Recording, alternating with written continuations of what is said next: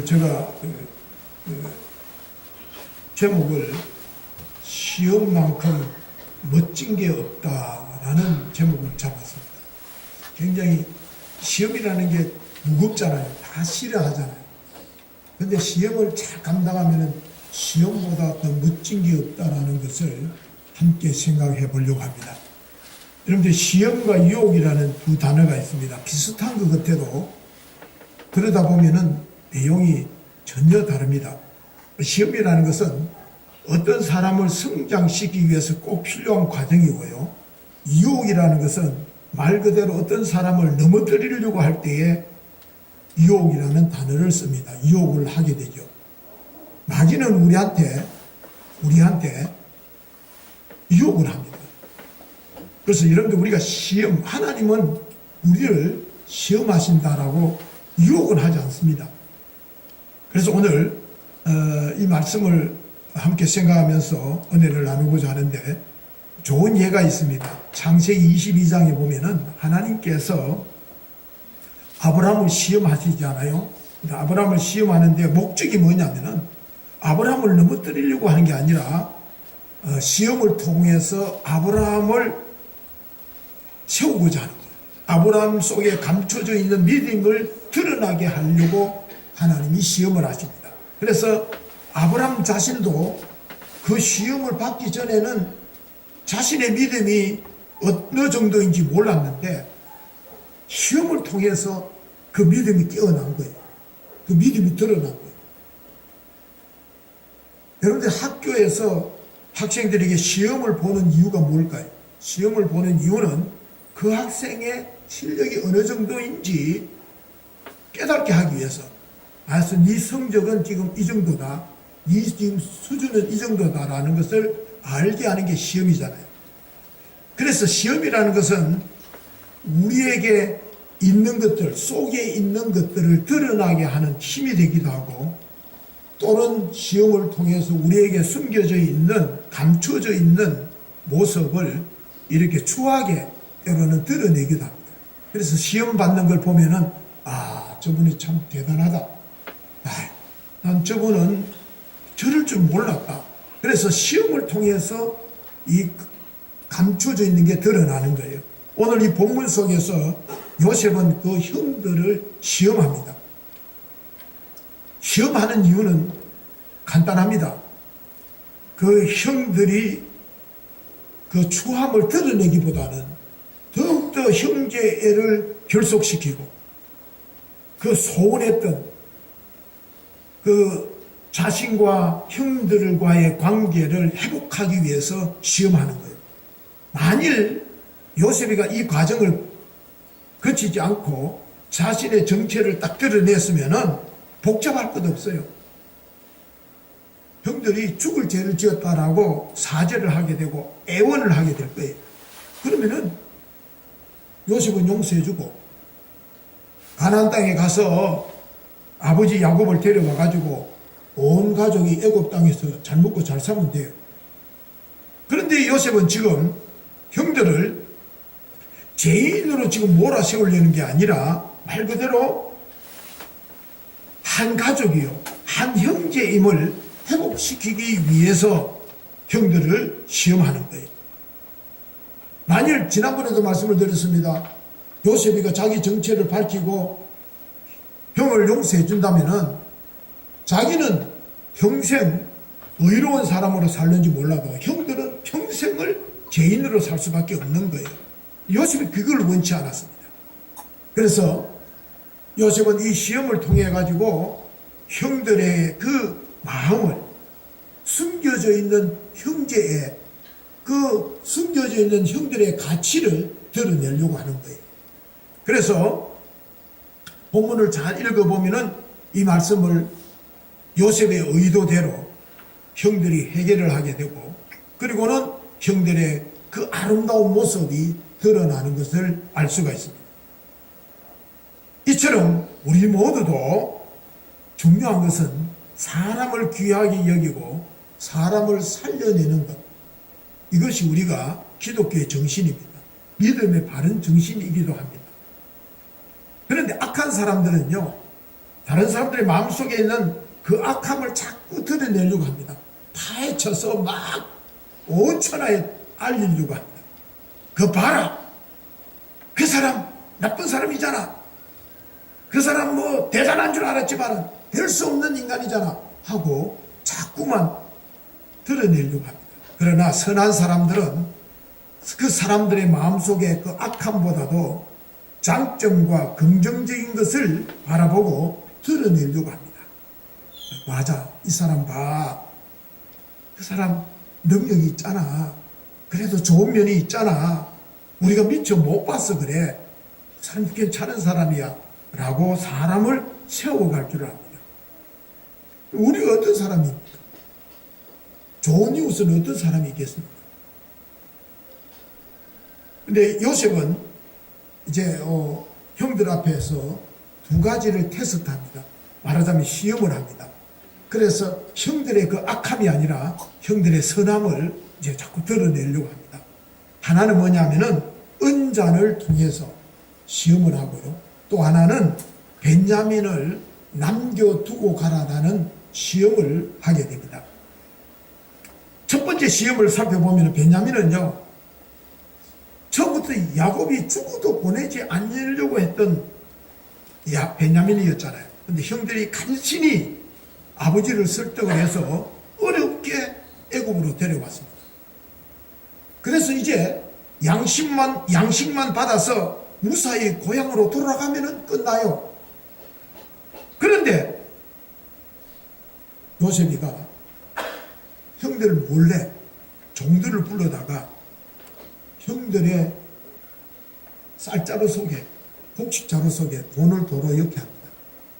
그러면 특별히 벤야민의 곡식자루 속에는 은잔을 넣어서 보냅니다. 참 재미있는 것은요, 형들이 지난번에도 그것 때문에 쏘갔잖아요. 근데 이번에도 동일하게 또 쏘습니다.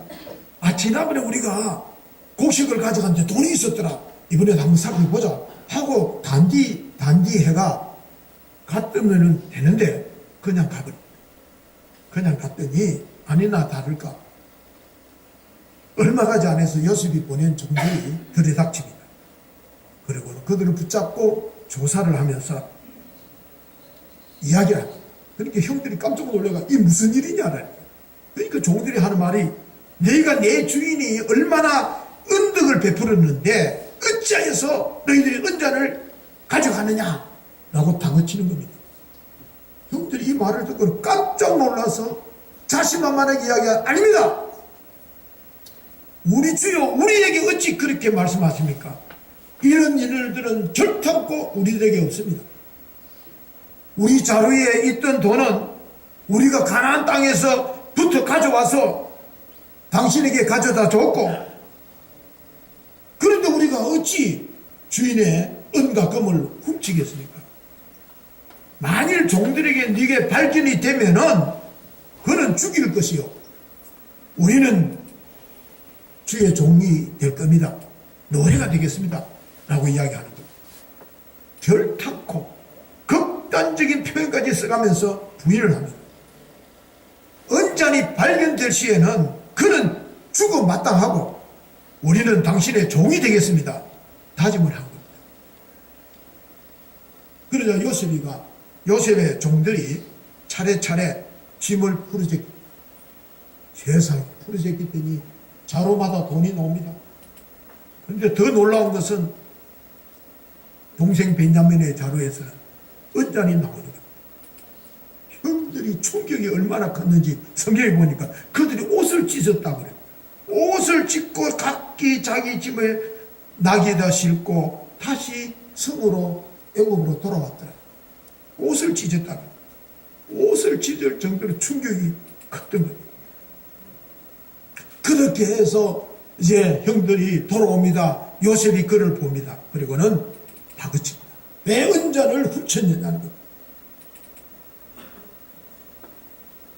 이때 스타로 등장하는 사람이 바로 유다입니다. 꼭 여러분들 어려울 때, 나라가 어려울 때 진짜 중심이 누군지를 드러나듯이 어려운 스타가 됩니다.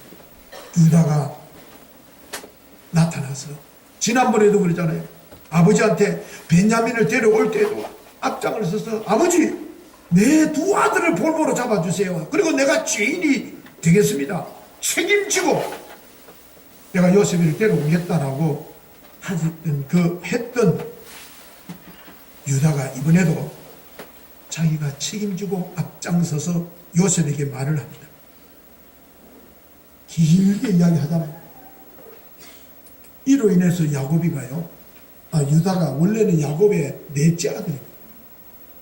그런데 실질적으로 장남의 역할을 하게 되고 유대 지파가 되고 유대인이 됩니다. 다른 형들이 있었지만 이스라엘을 대표하는 족장이 됩니다. 그게 뭐냐면 우리가 교훈을 알아야 됩니다.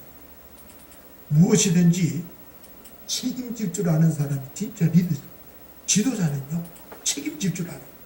그래서 가만 보면은 책임지지 않냐고 말만 장황하게 들어놓고 판단하고 비판하고 막 비판합니다. 아니 진짜 진정한 지도자는 책임질 줄 알아. 내가 책임져. 내가 그 일을 하겠다. 교회 돈이 없어? 내가 할게. 당당해야 돼요. 내가 이러면은 뭐 돈 있다고 누가 자랑할까 싶어서 그 눈치 없어요.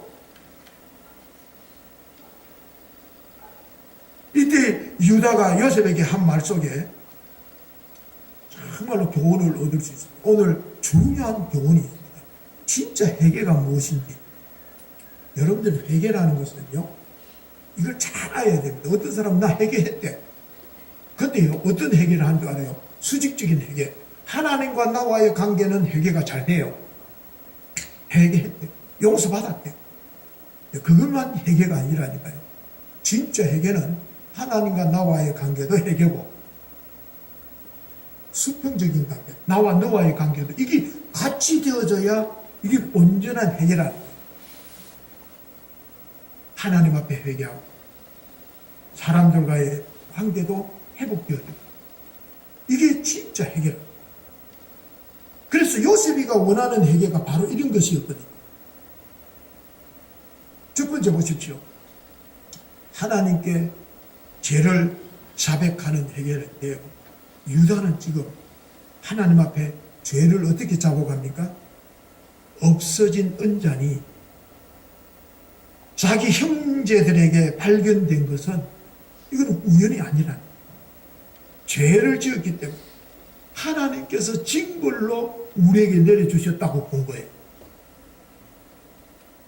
16절 한번 보십시오. 16절의 다 같이 한번 보시면요. 유다가 말하되 우리가 내 주께 무슨 말을 하오리까? 무슨 설명을 합니까? 우리가 어떻게 우리의 정직함을 나타내겠습니까? 압니다. 하나님이 종들의 죄악을 찾아내셨는데 우리가 뭘 할 말이 있냐는 거예요. 할 말이 없다라는 거예요. 하나님이 우리의 죄를 찾아내셨다. 적발했다라는 거예요. 여기서 그는 어떤 것도 변명하지 않습니다. 베냐민에게 책임도 전가하지 않습니다. 아이고 베냐민에게 뭐 언전이 훔쳤으니까. 아닙니다. 유다는 종들의 죄악을 하나님이 발견하셨다. 훔치지 않는 은전을 훔쳤다고 인정하는 게 아니라 지난날 자기 자신들이 요셉을 팔아먹었던 그 죄를 하나님께서 아시고 이제 드러내신다는 거예요. 그래서 그 죄의 징벌로서 하나님께서 이렇게 했으니 우리가 할 말이 없다라는 거예요. 처분대로 따르겠다라는 겁니다. 이게 진정한 행위라니까요. 하나님께서는 우리에게 바로 이와 같은 해결을 원하십니다. 여러분들 하나님께서 왜 나에게 끝없이 시험을 주실까? 좀 이거 언제 벗어나게 할까? 그럴 때는 여기서 답을 얻으면 쉬운 것 같아요. 내가 하나님 앞에 아직 회개할 게 남아있는 것 같다. 내 자신의 죄를 인정하고 그것을 하나님께서 네가 다 보고 드러내라. 감추려고 하지 말고 내가 딱 얘기하라. 그래서 사람들이 우리를 볼 때 하나님께서 저 사람을 변화시켰어. 지가 성군이 된 게 아니고 하나님께서 저 사람을 변화시켰다. 하나님께서 함께 해주셨다. 하나님이 인도해 주셔서 거듭났다 라고 고백할 수 있도록 하나님께서 끝없이 우리를 시험하십니다.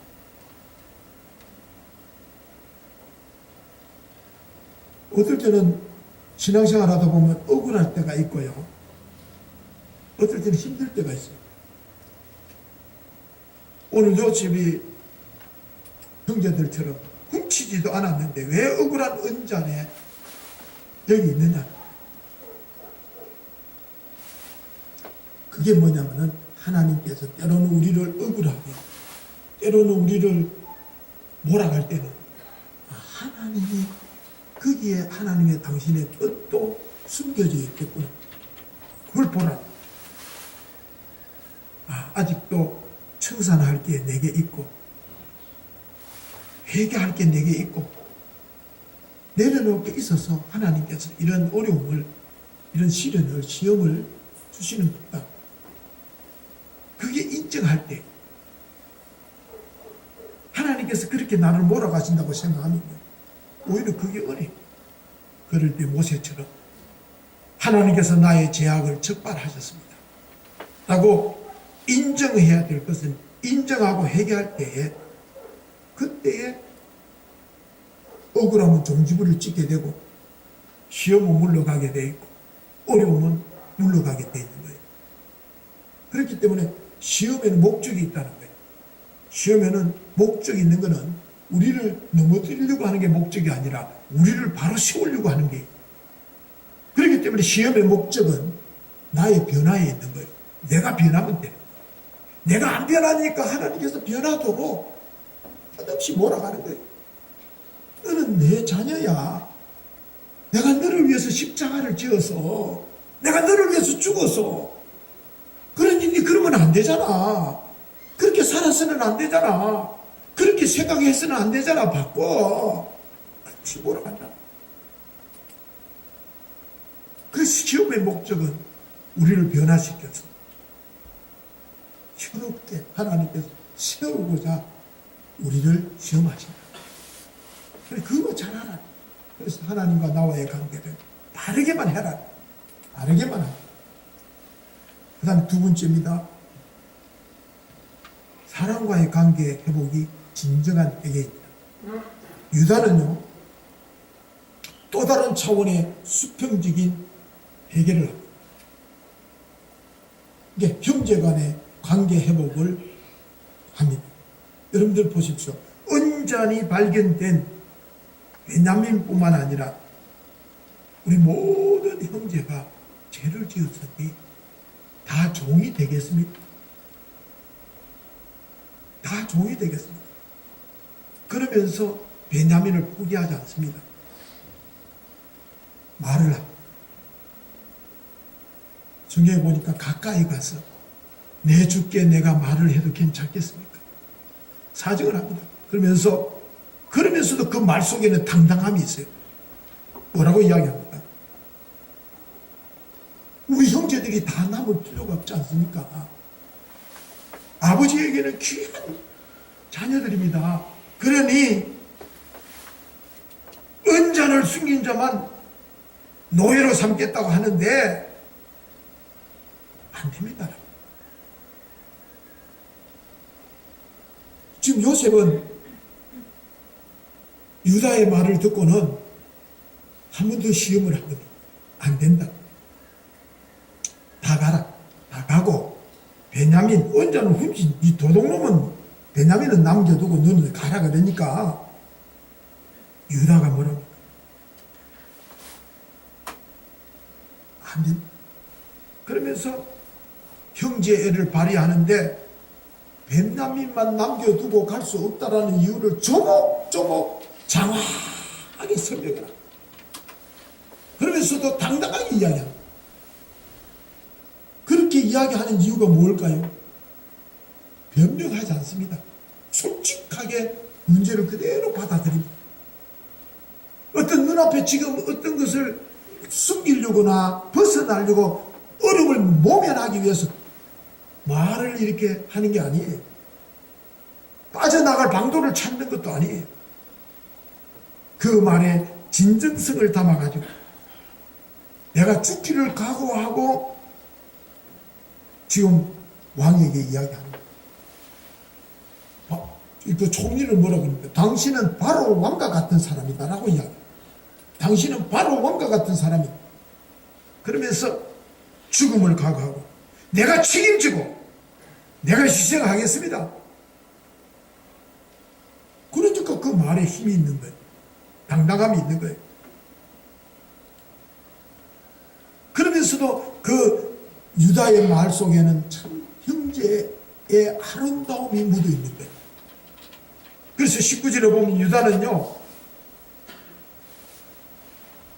요셉 당신이 베냐민을 데려오라 하지 않았습니까? 하고 그 과정을 이야기합니다. 그런데 당신이 데려오라고 해서 데려왔는데 그 과정이 간단하지 않았습니다. 얼마나 힘드는 줄 압니까?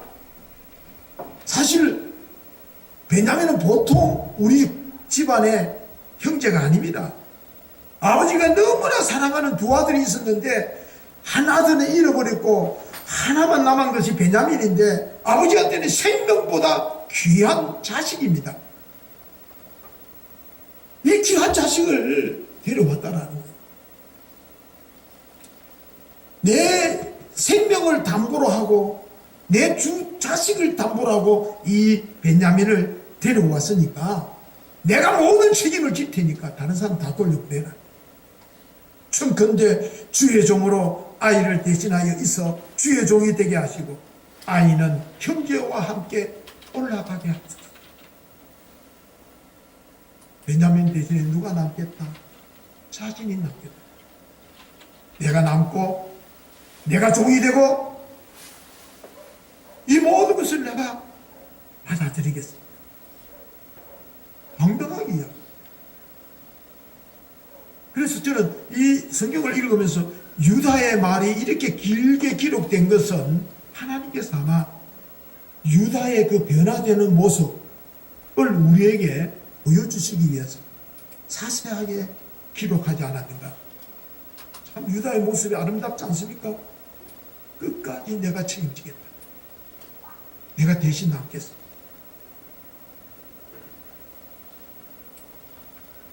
예수님과 같은 모습이 아마 그 유다의 모습 끝까지.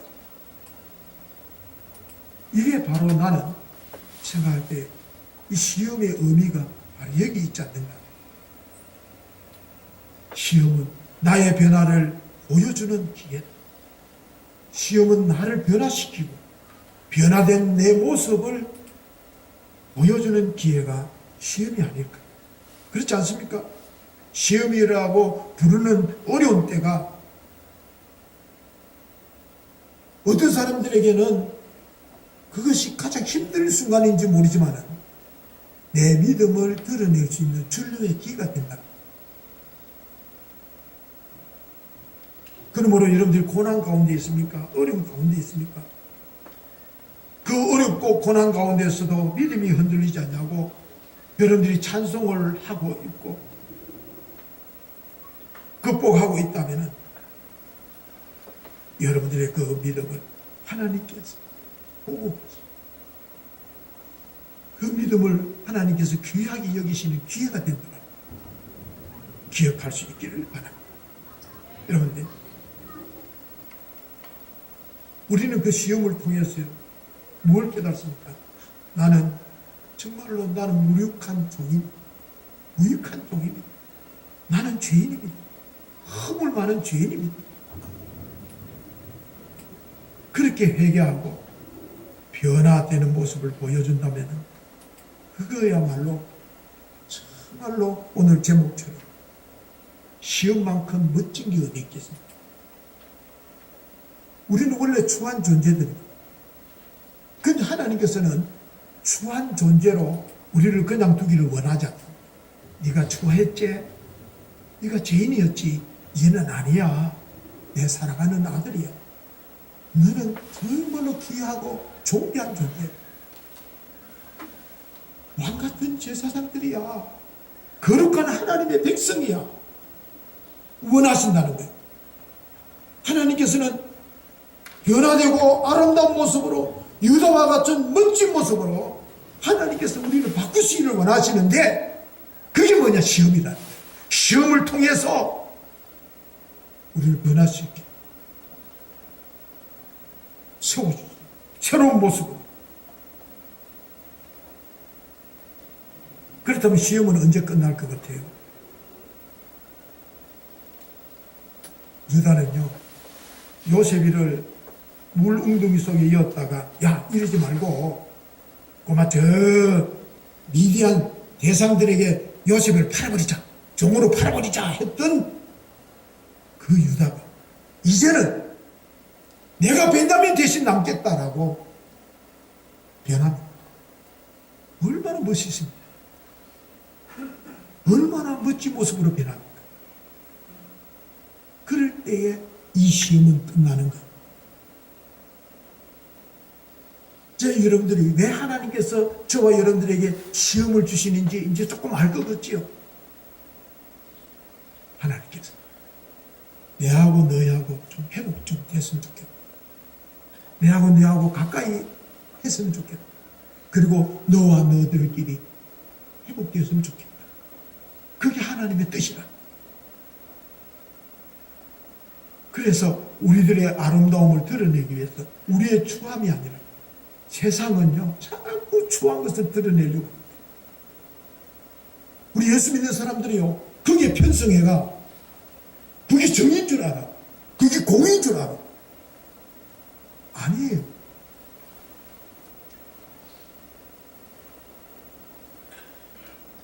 그래서 여러분들이 시험을 감당하면 아름답습니다. 통과하고 합격만 하면은 시험만큼 멋진 게 없습니다. 문제는요, 하나님과의 관계 회복. 여기에만 몰입하지 마십시오. 여기에는 우리가 신경을 많이 씁니다. 금식도 하고 철야기도도 하고 회개하고 하나님 앞에만 잠문을 했니라. 죽을 죄인입니다 깨놔놓고는 사람 앞에 가면 안 해. 사람 앞에 가면 아니라니까. 사람 앞에 가면은 당당해. 사람 앞에 가면은 전혀 개의치 안 해요. 의식 안 해요.